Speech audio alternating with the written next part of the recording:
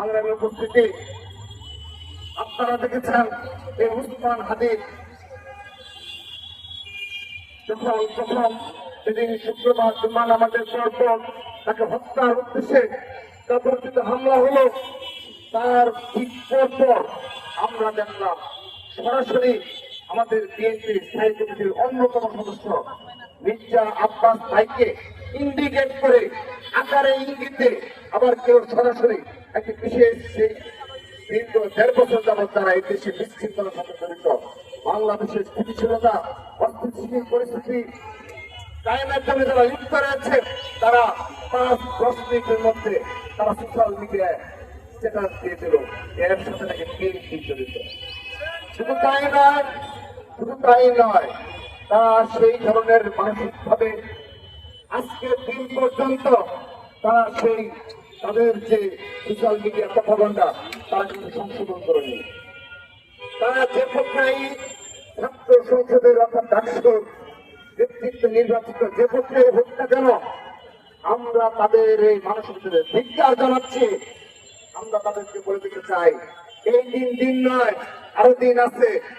সেদিন এ ধরনের যারা মব কালচারের সাথে জড়িত ছিল, যারা বাংলাদেশকে একটা অস্থিতিশীল বাংলাদেশ কায়েমের জন্য জড়িত রয়েছে, তাদের সবাইকে সবার মুখোশ আমরা উন্মোচন করব এবং আমরা তাদেরকে অবশ্যই জবাবদিহি তার আওতায় নিয়ে আসবো। ইনশাআল্লাহ আমরা অবশ্যই জবাবদিহি তার আওতায় নিয়ে আসা হবে। উপস্থিতি, আজকে ধর্মের নামে বিভেদ তৈরি করা হয়। বাংলাদেশ একটি মুসলিম প্রধান দেশ, এখানে মুসলিমদের সংখ্যাগরিষ্ঠতা রয়েছে, এখানে তাদের ধর্ম হল ইসলাম। সেই ইসলামকে তারা বিভক্ত করতে চায়।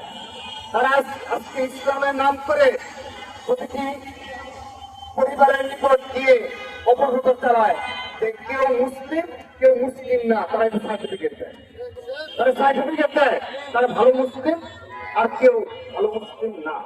তাদেরকে ভোট প্রদান করতে হবে। কেন?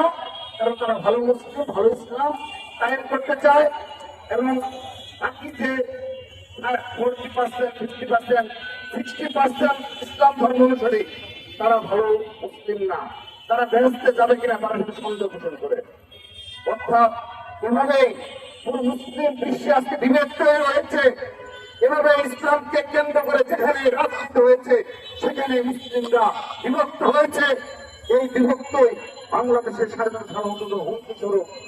আমরা তাদেরকে স্পষ্টভাবে বলে দিতে চাই, বিএনপি একটি গণতান্ত্রিক রাজনৈতিক দল এবং তার সহযোগী সংগঠন হিসাবে ছাত্র দল গণতান্ত্রিক মানসিকতা পোষণ করে বিদায় পুরো মব কালচারের বিরুদ্ধে সরাসরি প্রতিহত করেনি।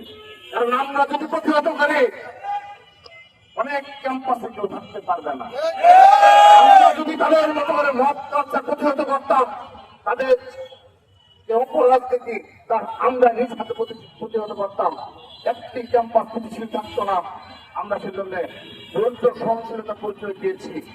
আমরা ছাত্র সমাজের নিকট অনেক সময় আমাদের অপদস্থ করা হয়েছে মিথ্যা প্রবন্ধের মাধ্যমে। এই সকল ছাত্র সংসদ নির্বাচনে তাদেরকে বায়াস করা হয়েছে, স্টিল নাও সেই প্রচেষ্টা অব্যাহত রয়েছে।